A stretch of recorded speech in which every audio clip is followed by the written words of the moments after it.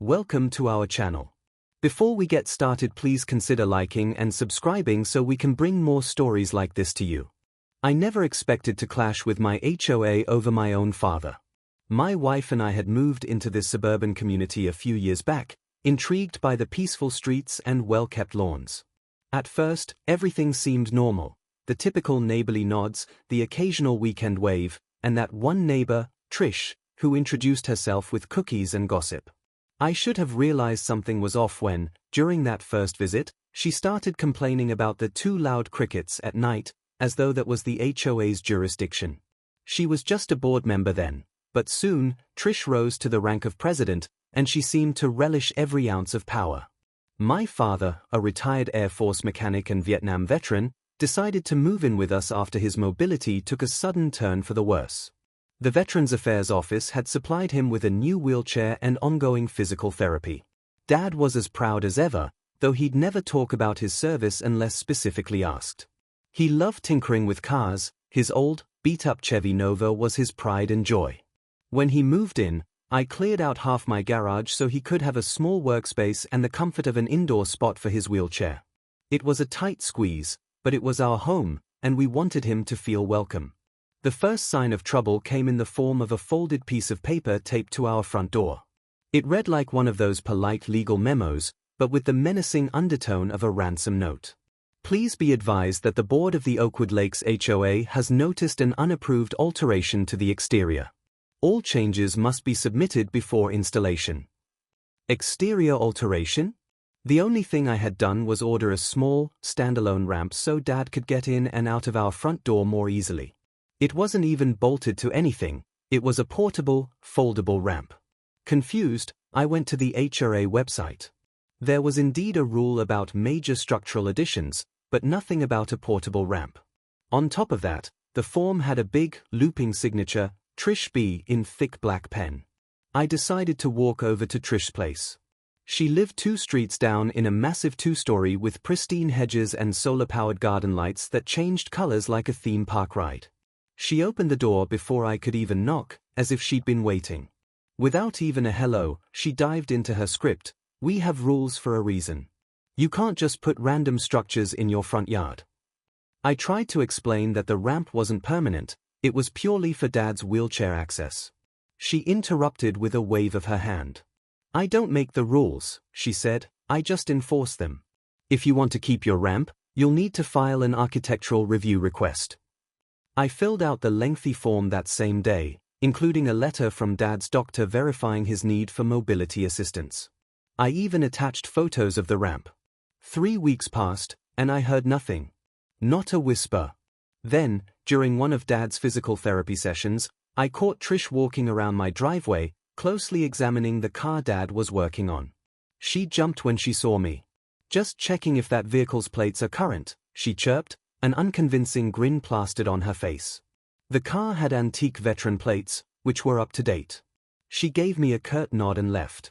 The next week, the HOA letter arrived, this time via certified mail. My request for the ramp had been denied.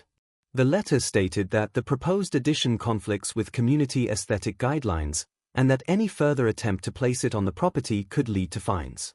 They gave me a 5-day grace period to remove the unauthorized structure, or they'd impose a $75 per day penalty. I was stunned and furious. Dad, trying to help, offered to remove the ramp himself, but I refused. Legally, the ADA, Americans with Disabilities Act, and the Fair Housing Act's Reasonable Accommodations Clause should protect people with disabilities. But Trish clearly didn't care about that. The entire fiasco seemed unbelievably petty, but it was real, and it was quickly escalating. I decided to call a meeting with the HOA board. I emailed them, referencing the Fair Housing Act. I warned that what they were doing could constitute discrimination against a disabled veteran. I hoped the mention of potential legal issues might shake them awake. Instead, I received an auto-reply from the board's generic email, telling me the next open meeting was in 2 months. 2 months. Dad needed that ramp now. Though I tried to stay calm, I noticed Dad was retreating into himself. He hated confrontation, and now he felt like he was imposing on us. It broke my heart. I told him we were in this together. Trish might think she had ultimate power, but she didn't. Not by a long shot. That was how I convinced Dad to let me handle it. But even as I reassured him, I sensed this was only the beginning. Part of me worried things would get worse before they got better, and that intuition proved painfully correct. As Dad's mobility declined, the ramp became less a convenience and more an absolute necessity. Since the board was stonewalling us, I left the ramp in place and decided to accumulate as much evidence as I could. I documented every letter, every phone call, every neighbor's observation of Trish skulking around our property. Meanwhile, Dad's physical therapist strongly recommended installing grip bars near the front door and in our tiny front porch area, so he could steady himself. Those bars would be a permanent fixture, but only inside the porch. I dreaded the battle I would face with the HOA if they found out, yet I couldn't compromise Dad's safety. Sure enough, only a week after we installed the bars, we caught Trish in the act of taking photos through our open garage door. Dad was mid-session, cleaning engine parts from his classic Chevy Nova. I heard him call my name in that shaky voice he used only when he was truly upset. I raced into the garage to find Trish snapping pictures on her phone, evidently proud of herself. "You can't be running an unlicensed auto shop in your garage," she declared, her shrill voice echoing. "This is a residential area." My father looked at her calmly. I'm not running a shop," he said politely. "This is my personal car. I've had it for decades." She scoffed, ignoring him entirely, and turned to me. "The board has reason to believe you're violating Rule 16.3, prohibited commercial use of property." I asked her to leave, reminding her she was trespassing. She responded with a smirk and an offhand threat: "If you're hiding anything illegal, the board will find out. We can contact local authorities if needed." That was the last straw for me. This wasn't about community standards. It was personal harassment. After she left, Dad admitted he'd been hearing rumors from other neighbors about Trish's repeated complaints. She told them we were troublemakers who refused to follow rules. Some neighbors were starting to keep their distance, fearing they'd draw Trish's ire if they associated with us. A few, however, whispered about the many times they'd been bullied by her, too, like the older widow on the next block who got cited for having an off-season wreath on her door, or the retired schoolteacher who supposedly parked crooked on the street. Each time, she singled out neighbors who were least likely to fight back. That weekend, I did what I felt I had to do. I hired an attorney. He specialized in real estate law, and after reviewing the letters and photos, he told me I had a solid case for harassment and possible discrimination. He advised me to request a formal hearing with the board, referencing federal housing laws regarding disability accommodations. We sent a strongly worded letter, complete with legal citations, demanding they approve the ramp and cease their unwarranted threats. A day later, a police officer knocked on our door. When I opened it, he looked surprised and a little embarrassed. "We received a call about unauthorized construction noise," he said. "Something about running heavy machinery at odd hours." I glanced over his shoulder to see Trish standing across the street, arms folded, watching us. I explained that the loudest thing in the garage was Dad's vacuum, which he used to suck up debris from the car's interior. "Hardly heavy machinery." The officer shrugged, took a quick look around, and told us to have a nice day. No violation, no problem. As he left, I could see Trish fuming. But that same evening, I came home to find a bright orange sticker slapped onto the windshield of Dad's Nova. It was a notice of towing from the HOA, claiming the vehicle was inoperable and stored in a driveway for longer than 72 hours. This was nonsense. Dad drove that Nova around the block at least twice a week, even with his wheelchair stowed in the trunk. I peeled off the sticker and felt my blood boil. This wasn't just about a ramp. Trish was determined to drive us out of the neighborhood or make our lives miserable. Meanwhile, my father's spirit was being chipped away. He tried to stay strong, but every new letter or sticker seemed to remind him that he was unwanted, an inconvenience in a place that was supposed to be our home. When we told him we'd stand our ground, he only nodded, his eyes distant. It was impossible not to see the shame and frustration in his expression. It escalated fast. My attorney discovered the board had scheduled a special meeting about our situation, one that was closed to the public, meaning they could talk about fines or even property liens without us present. Alarmed, We demanded the right to attend. They stonewalled us. My attorney recommended we file for an injunction if they attempted any formal action against us. It was turning into a war, and I was determined to protect my father and our rights. At the same time, the stress level in our house was through the roof. Dad tried to hide it, but I saw him flinch every time the doorbell rang or whenever he heard footsteps outside. It was affecting his health, his rehab progress, everything. We kept the ramp in place. The idea of removing it felt like giving up. The tension in our quiet little suburban street was now palpable, and even the friendlier neighbors were frightened to speak up. Trish had them under her thumb. But I'd had enough. If she wanted a fight, she was about to get one. The day of the special meeting arrived like a storm cloud on the horizon. My attorney, Mr. Johnston, found a loophole in the HOA's own bylaws stating that members who are directly impacted by an agenda item must be allowed to attend. We showed up at the community center unannounced, stepping inside just as the discussion about my property began. Trish went pale as soon as she saw us. I remember how she tried to maintain her composure, clearing her throat. "This is a closed board session," she said sharply. Mr. Johnston smiled. "All business.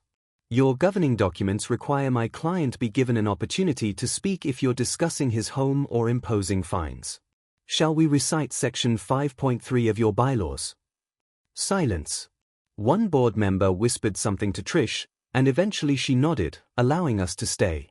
What followed was more like a trial than a neighborhood meeting.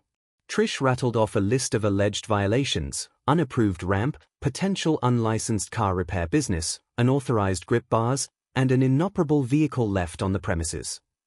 The rest of the board members took turns humming in disapproval, though a couple looked visibly uncomfortable. She then proposed a motion to levy fines totaling over $1,000 and threatened to place a lien on our property if those fines went unpaid.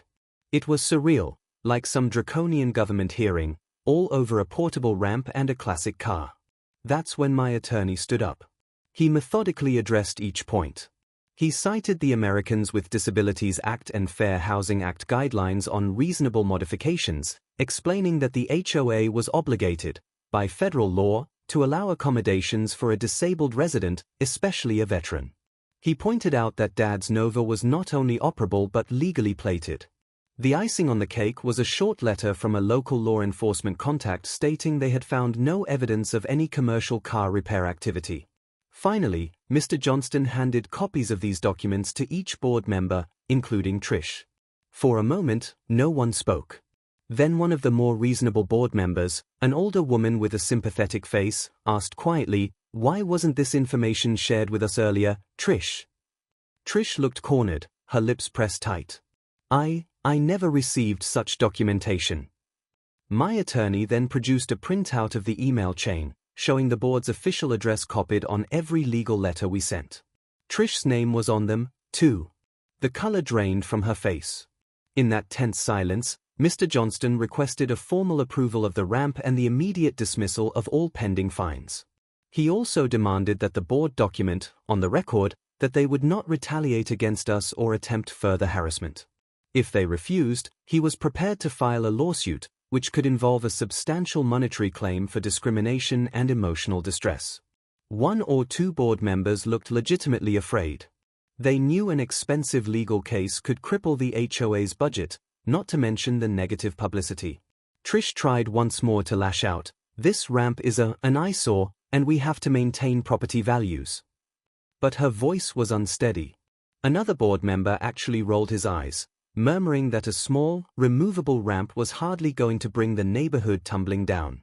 I could feel the tide turning as people realized Trish had gone too far. They voted, right then and there, to overturn the initial denial of our ramp request. The motion to fine us was dropped. I exhaled, my heart pounding like I'd just won a marathon. In the aftermath, Trish's reputation unraveled. The neighbors who had been harassed started sharing their own stories. Bizarre citations, threats of liens, petty power moves. Without the rest of the board's support, Trish faced a formal recall process within the HOA. She spent the next few weeks sending out frantic emails, claiming she'd just been following proper procedure, but nobody was buying it anymore. By the time the recall vote came through, She was removed as president by an overwhelming majority. Dad's relief was immediate. Once the ordeal ended, I saw him smiling more often, humming old tunes while tinkering in the garage. He even added a small patriotic decal to his Nova, a subtle USAF emblem on the rear bumper. I was nervous about it, but the new HOA leadership didn't bat an eye. They introduced themselves politely and approved the installation of a couple more mobility aids without a fuss. Whatever toxic grip Trish had on the community was broken. A few weeks later, Dad received an invitation to speak at a local veterans community event. He was honored, and for the first time, he openly discussed some of the struggles of transitioning from active service to civilian life. He also mentioned how small things, like being able to enter his own front door safely, meant the world to him. It was surreal to think how, just a couple of months before, a single power-hungry neighbor had nearly stripped away his sense of belonging. Now, life in our cul-de-sac feels like what we initially imagined: quiet, friendly, and respectful. We still have HOA regulations to follow, of course, but they are applied with more fairness and less venom. Best of all, Dad no longer feels like he's a burden. He cruises the Nova around the neighborhood in peace, always ready with a wave to any neighbor who smiles back. I sometimes see Trish's house for sale online. She apparently moved out not long after the recall. Rumor has it she tried to join another HOA board in a different district, but her reputation preceded her. Whether that's true or not, I can't say. What I do know is that people like her thrive on intimidation and secrecy, and once you shine a bright legal spotlight on their antics, they tend to scuttle away. In our case, Dad's dignity, and our family's right to a safe home, prevailed. It was a hard lesson, but it taught me never to let small-minded dictators in a suburban board push us around. And if anyone in the future tries, I have an entire binder of legal documents that say exactly why they won't win.